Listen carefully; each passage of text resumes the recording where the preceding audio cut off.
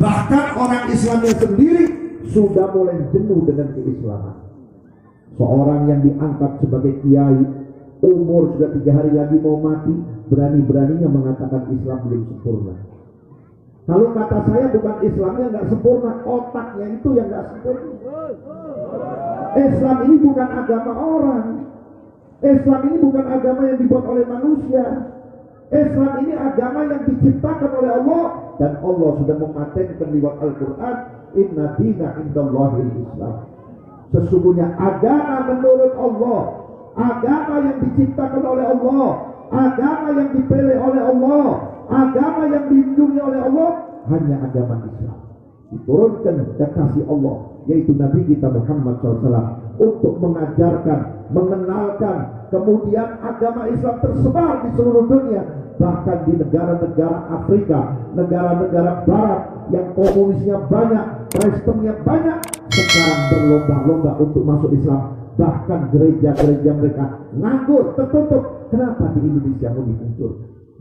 Saudara-saudara hadirin yang saya hormati, dari zaman Nabi kita Muhammad SAW, yang namanya musuh-musuh Islam berusaha ingin menghancurkan Islam. Sampai di zaman Belanda, zaman penjajah, ingin menghabisi apa yang diajarkan oleh para aulia lewat Wali Songo.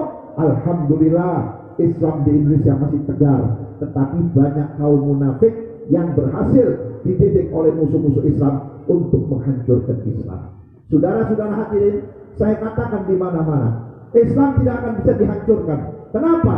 Sudah dijamin oleh Allah dan oleh Nabi Muhammad. Al-Islam ya'lu wa la yu'la alaih. Islam itu tinggi, tidak ada yang melebihi daripada ketinggian Islam. Saudara-saudara, boleh tanya agama mana yang ngajarin cebok? Agama mana yang ngajarin motong kuku? Agama mana yang mengatur rumah tangga?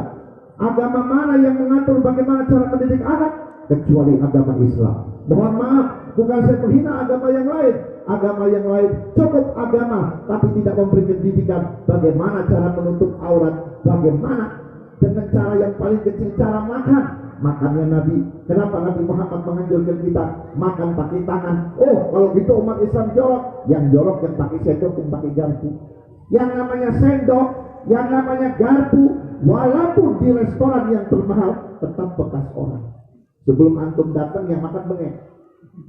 Sekarang antum makan, besok datang lagi orang makan, mulutnya berdarah-darah. Besok orang yang makan punya penyakit TBC. Tapi kalau tangan dari mulai kita lahir sampai mati, ini tangan tidak untuk siapa-siapa. Kita pernah nyuapin anak, tangan kita tidak masuk ke mulut anak. Tangan kita pernah nyuapin istri, tangan kita tidak pernah masuk ke mulut istri. Kenapa? Karena tangan ini memang diciptakan oleh Allah untuk kita. Makanya dianjurkan dan disunahkan. Selesai makan kita jilatin jari-jari. Bukan berarti kita jorok, bukan berarti kita jember, karena Allah menaruh zat di sini. Kalau ada makanan yang tidak bisa dihancurkan oleh usus kita, maka zat inilah yang akan menghancurkan sehingga kita terbebas daripada usus buntu dan lain sebagainya. Yang kedua, mereka akan menghancurkan kita. Cukup 2 hal, bukan Islam yang dihancurkan. 2 hal yang akan dihancurkan. Pertama apa? Pertama, pendidikan anak-anak kita. Makanya pondok pesantren seperti ini merupakan benteng terakhir untuk menyelamatkan anak-anak kita. Bukan universitas yang menyelamatkan kita, bukan SMP SMA yang menyelamatkan kita, tapi ini pondok pesantren. Alhamdulillah, kita nggak pernah dengar ada santri tawuran, nggak ada santri terkena narkoba. Tapi berapa banyak sekolah-sekolah, dari mulai sekolah murah sampai sekolah mahal, apa yang terjadi?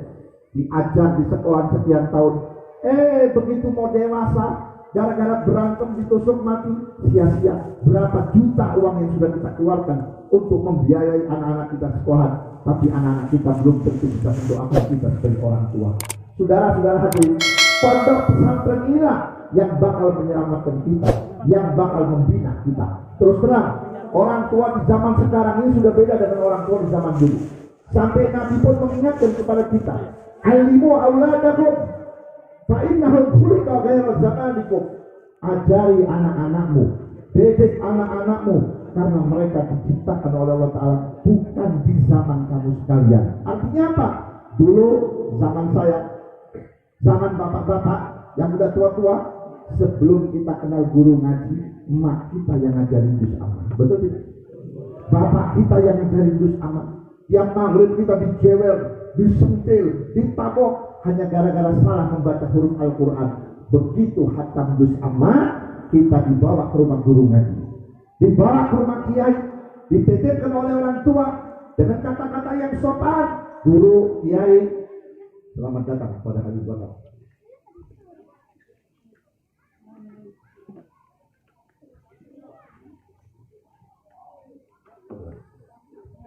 Dengan kata-kata yang sopan, dengan hati yang lembut dan ikhlas.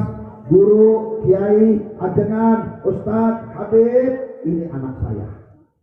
Saya tolong anak saya ini diajarkan Quran, dikenalkan Quran. Alhamdulillah, dia sudah mulai khatam daripada juz amma, tinggal melanjutkan. Tolong diberikan pemahaman Quran, tolong diajarkan bagaimana bacaan Quran, dan diajarkan apa yang diperintah dan diatur dalam Quran.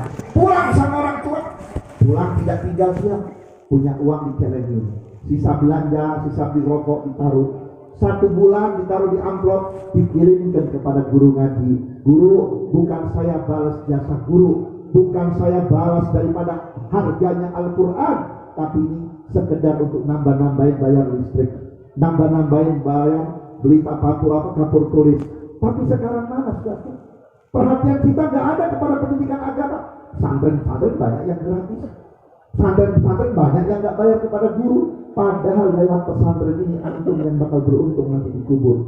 Tetangga doain kita cuma 3 hari itu kalau ada tulus. Tetangga doain kita cuma 7 hari itu kalau ada uang.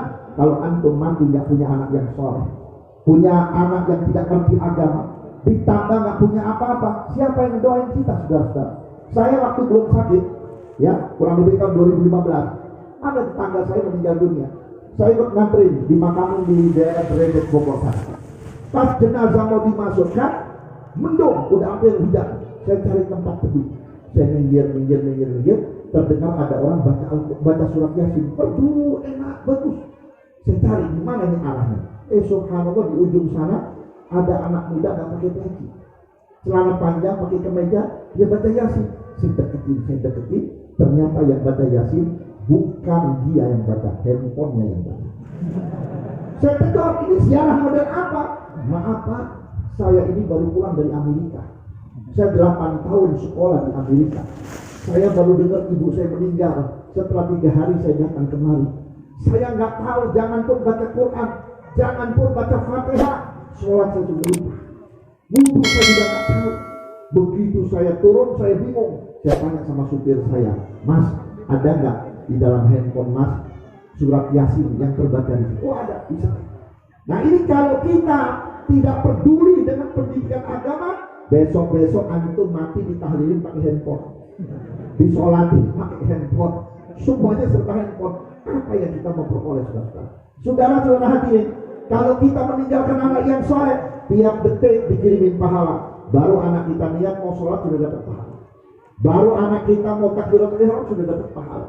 Pahala ini nggak apa, tapi nanti kalau sudah di dalam kubur sampai dikatakan oleh Nabi, mala ainun ra'at wala ulunun sami'at wala khatara ala qalbin bashar, mataku gak bisa membayangkan betapa indahnya, hatiku tidak bisa menceritakan betapa nikmatnya, kupingku tidak bisa menceritakan betapa merdunya lagu-lagu surga yang Allah berikan kepada ahli kubur yang meninggalkan anak yang soleh. Yang kedua, saudara-saudara, Islam dihancurkan lewat ukhuwah Islamiyah. Saudara-saudara, banyaknya partai bukan berarti umat Islam maju. Banyaknya partai bukan umat Islam menjadi kuat, makin hancur. Betul tidak?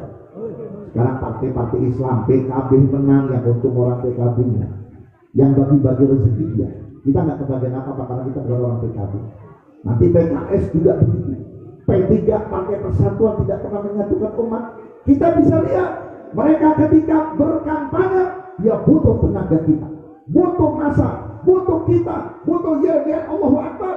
Tapi begitu mereka sudah berhasil, ketika Nabi Muhammad dihina, gak ada pimpinan partai yang mengarahkan anak buahnya untuk bunuh para penghina Nabi Muhammad.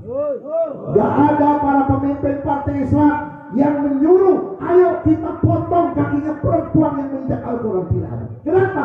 Islam cuma dijual. yang ada isi perutnya.